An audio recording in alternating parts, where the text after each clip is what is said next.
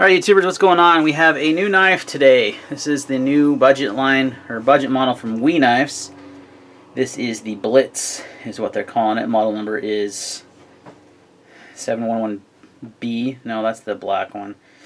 711R, I believe, is this one because it's red. So let's go over the basic specs real quick. Your overall length is 7.875 inches with a blade length of 3.375.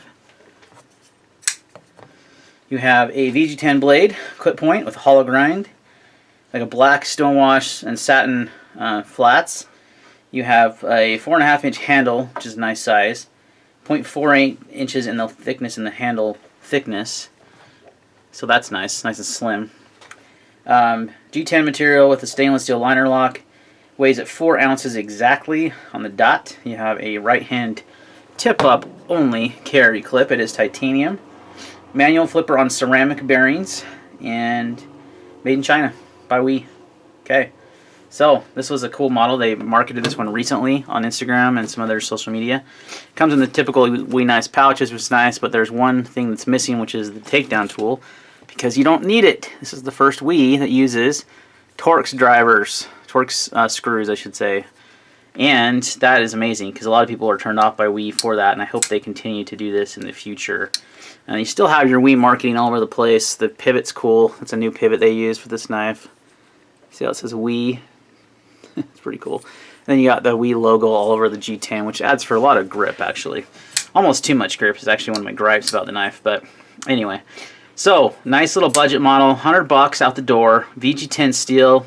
Yeah, I almost would rather have D2 like they did on their other knives than this line, but they wanted to do a stainless steel, so they went with VG10.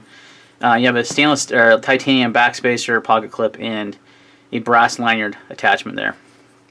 Now, this is you can see how well this knife flips. The action on this thing is exceptionally good.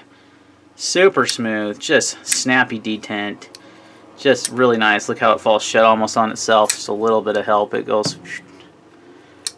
Very smooth action on this guy. It comes in a few different colors: red, blue, tan, and green G10.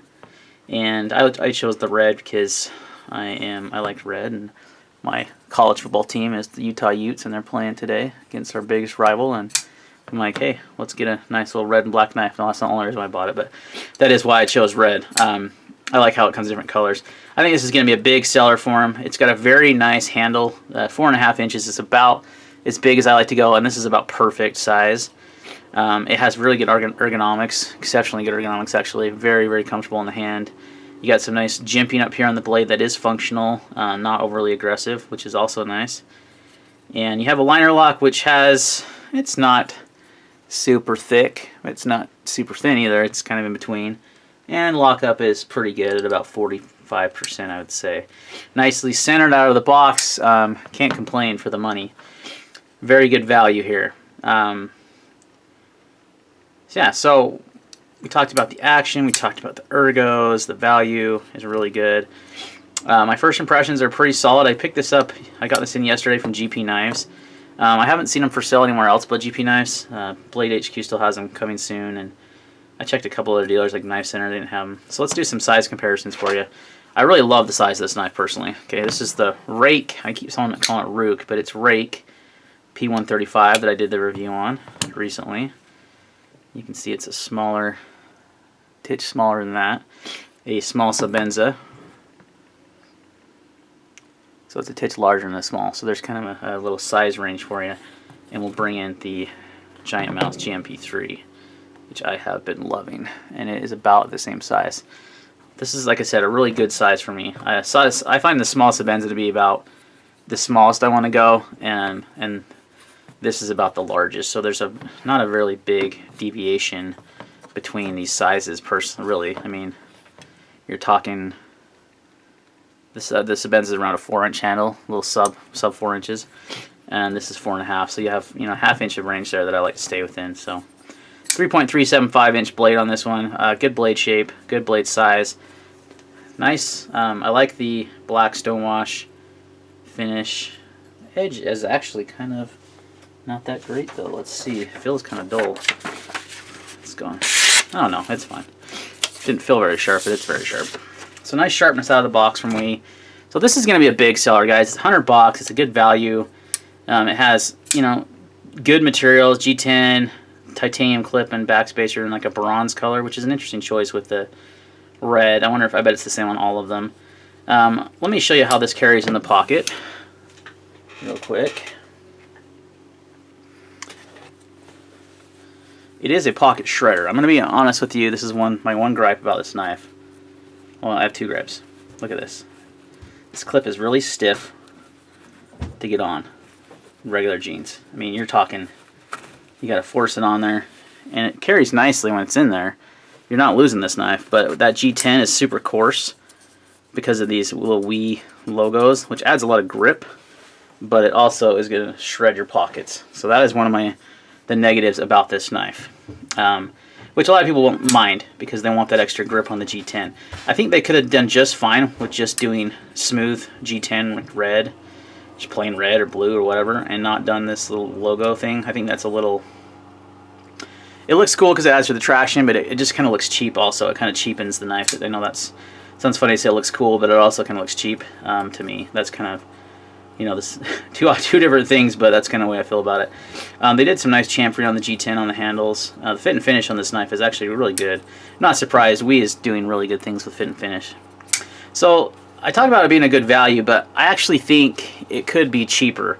And I say that because VG10 is not some premium steel in any way, shape, or form. I mean, you can get a Spyderco Delica with it for 60, 70 bucks, and a lot of knives you can get for under this price with VG10. Also, compared to what they've done in other knives, like the D2 is a lot better choice, I think, for their other budget models. I think that the new Mastrop produced Falcon was like... I should Mastrop produce. It was we produced, Mastrop marketed, Fair and Forged design. I should be having one in my hands very shortly. They're starting to finally trickle out. And it was like 125 bucks, and it's titanium. I think it was 125. I could be wrong on that. Somebody correct me if I am. It's titanium with S35 for $25 more. I mean, so I feel like this should probably be more like a Kaiser Vanguard range of knife. That's kind of what it reminds me of, because I think they use VG10 in those.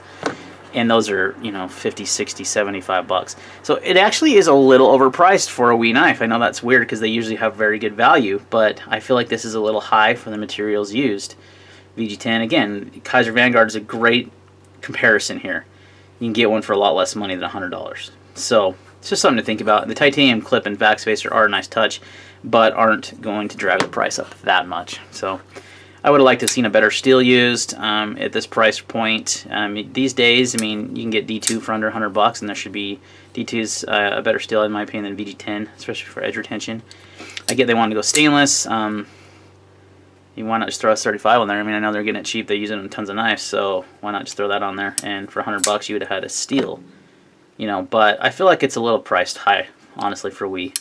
It's kind of surprising that it came in. At first, I was like, 100 bucks, that's not bad. And then I thought, well, it's just G10 handles and VG10 steel. I mean, the ceramic bearings are a nice touch, but you have stainless hardware. It's not titanium hardware. It's all stainless. And you have a stainless liner lock. I mean, it's nothing special. So I would say, you know, more like the 75 or under range would have been a better price point for this knife, and you may see them come out that way in the future. Overall, it's a great... I like the design quite a bit.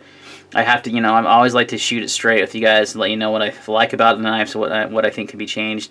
In this case, there's nothing wrong with the knife. I just think the price is a little high, and the G10 is a little too coarse, and with this clip, you are going to shred your pockets. For me, that's kind of a deal breaker. I know it sounds funny, but you can slide something like this in your pocket so easily, and it still retains so well, and it, you know, it's not going to destroy your pockets. Same with the GM30 has a nice titanium clip that has some nice spacing here that you can get on your pockets easy. And the Sabenza has one of the best pocket clips in the market. Now, not a fair comparison here price-wise, but I'm just saying I wish they would have maybe sanded this down a little bit. I would have just gone with straight up G10 instead of doing all this texturing.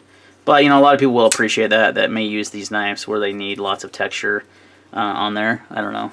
For me, EDC knives don't necessarily need tons of texture because I'm not using them to do really hard tasks that I would need to really hold on to that knife tightly. So But it's a good value for the most part. Like I said, should be about 75 or less range. But it has really good fit and finish and has nice action and really good ergonomics. So, and I like that it comes in different colors. So it's a fun knife. Just wish it was priced a little lower. But I think that's going to wrap up my first impressions on the Wii Knives Blitz. Any questions or comments, leave them down below. And we will see you on the next one. Go Utes.